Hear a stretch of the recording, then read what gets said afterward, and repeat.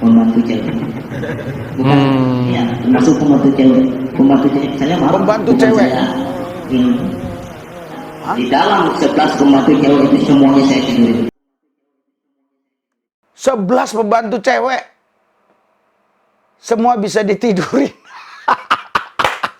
Saudara, jadi ini orang ya, waktu dia jadi pendeta, 11 pembantu cewek itu dikasih oleh gereja. Salam Bapak Ibu, saudara-saudari yang dikasihi Yesus dan yang saya kasihi, bertemu kembali dengan saya Pendeta Rishi Lubis.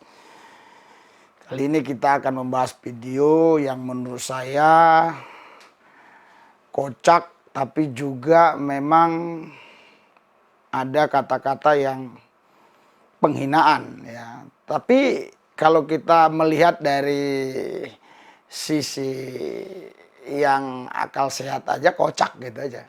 Tapi kalau kita melihatnya sambil emosi memang ini termasuk penghinaan gitu loh ya. Mari kita lihat coba ya videonya ya. Tapi jangan lupa subscribe dulu. Nah, like, comment, and share. Oke? Saya akan lihat videonya nih. Saya sekolah di STT Pelanggaraya, sekolah Tenggiling, di Tenggiling, sekolah tinggi teologi. Sekolah tinggi teologi? Wah, hebat ya. Luar biasa ini orang. 1 tahun di sana, tahun 2012 saya lulus. Saya jadi pendeta muda di daerah Pelanggaraya. Awalnya di Hotel Hawaii, saya pernah bilang pertama kali saya khotbah di Hotel Hawaii sebagai pembicara. Wah. Ini orang saya tidak tahu namanya ya. Karena memang kita dapat videonya begini. Namun ini orang mengaku dia pernah sekolah STT 1 tahun di Palangkaraya, langsung bisa jadi pendeta. Itu nggak mungkin guys. Nggak mungkin ya. Jadi untuk jadi pendeta itu nggak segampang itu. Saya aja sekolah dulu 3 tahun lebih ya, terus dipraktekkan dulu beberapa kali, baru kita diutus dan kita merintis. Setelah dalam perintisan itu ada jemaat kurang lebih 15 orang, baru kita laporkan ke gereja pusat ya. Saya di pusat Surabaya. Baru MP majelis pusat itu datang mengecek benar enggak ada pelayanan itu. Setelah dilihat memang semua laporan kita benar, jemaatnya ada, tempatnya ada, baru kita ditabiskan. Ini pelayanan gereja Pantai Kosta begini ya. Tapi kalau gereja-gereja lain saya nggak ngerti, ataupun saya nggak mau komen. Jadi ini orang nggak mungkin 1 tahun langsung jadi pendeta. Walaupun dia denominasi apapun saya nggak yakin kalau itu ya. Terus kalau kita lihat lagi selanjutnya ya. Ya ini ya. Ada kebangkitan rohani, saya pernah bilang, jangan pernah Anda meninggalkan Tuhan Yesus, dan Tuhan Yesus juru selamat kita. Wow, luar biasa ya. Dia waktu jadi pendeta, dia katanya pernah buat KKR di Palangkaraya. Tadi di Hotel apa, Hawaii ya kalau nggak salah ya. Dia katakan, dia pernah khotbah, jangan sekali-sekali tinggalkan Tuhan Yesus katanya. Tapi buktinya sekarang dia yang tinggalkan Yesus. Makanya saudara, Bapak Ibu sekalian, rekan-rekanku yang seiman, ini juga jadi pelajaran buat kita ya. Siapa tahu kita sekarang ada yang selalu ngomong nggak tinggalkan Yesus, nggak tinggalkan Yesus. Ya kita jaga baik-baik omongan kita itu. Doalah, minta Roh Kudus pimpin, jaga hati kita dengan firman Tuhan supaya kita tetap ya konsisten dengan apa yang kita bicarakan. Sampai akhir hayat kita setia kepada Yesus Kristus. Kita lanjutkan ya, oke ya. Karena orang mati dibangkitkan, orang sakit disembuhkan, orang buta bisa melihat, orang tuli bisa mendengar. Itulah kuasa Tuhan. Tidak ada mustahil bagi Tuhan. Wah, enak juga hidup jadi pendeta ternyata. Ngapain nggak dari dulu juga? Karena sebagai pendeta itu difasilitasi apapun yang kita ingini bisa. Termasuk Sebagai pendeta difasilitasi apapun yang diingin bisa. Apapun yang diingini bisa. Luar biasa ini orang ya. Wah, saya itu ya jadi pendeta saudara.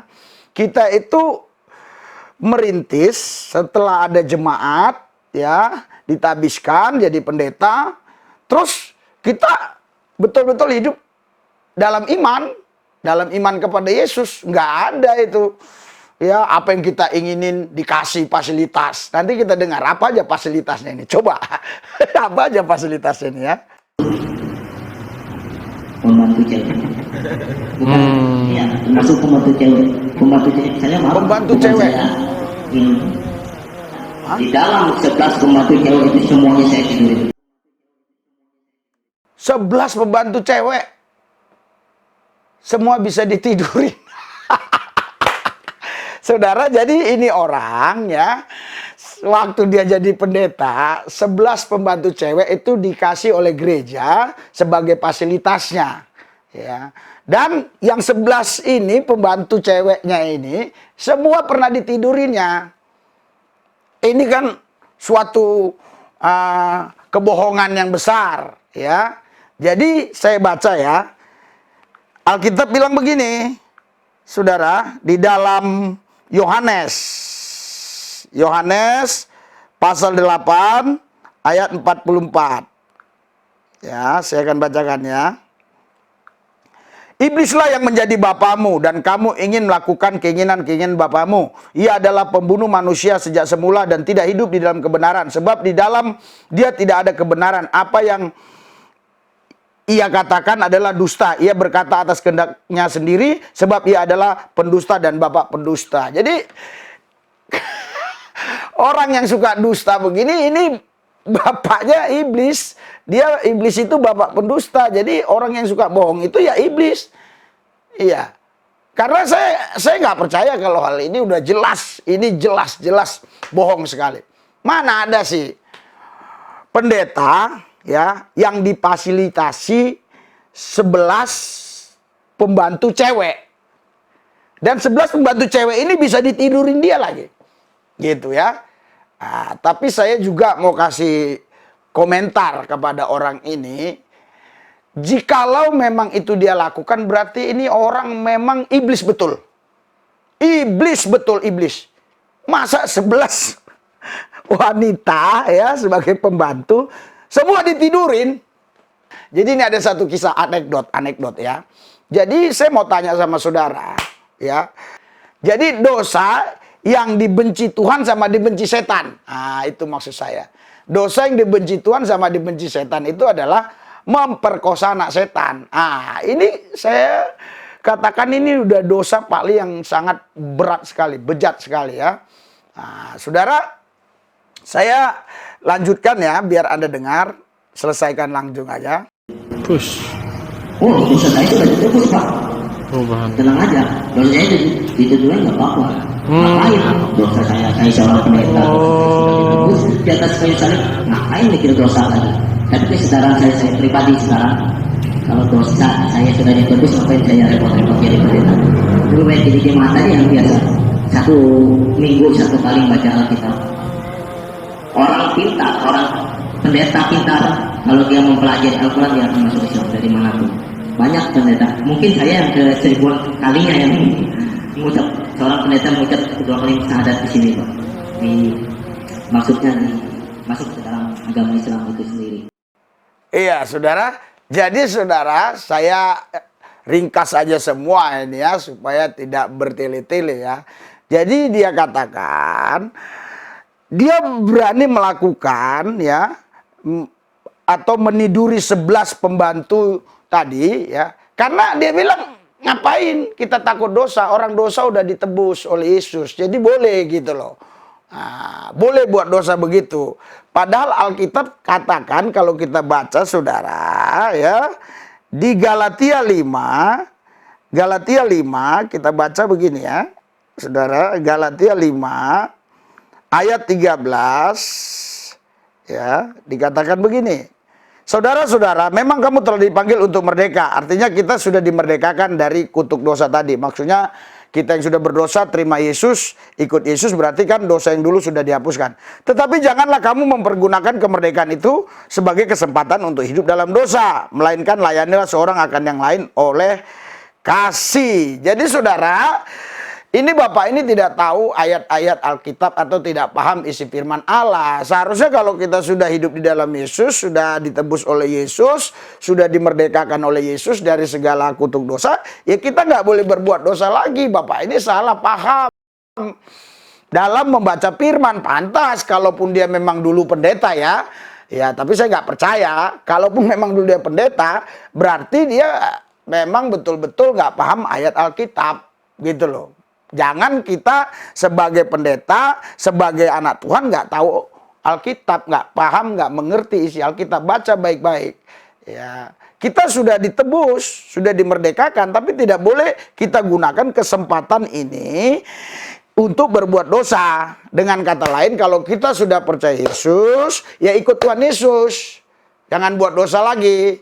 Saudara, tadi dia juga katakan ya, saya nggak ambil semua. Dia katakan tadi dia itu apa namanya dikasih apa saja yang mau dia inginkan, termasuk dia dikasih mobil. Waktu pendeta dikasih gaji seberapa juta itu tadi ya. Jadi saudara, ini semua menurut saya tidak benar. Ini semua adalah kebohongan ya.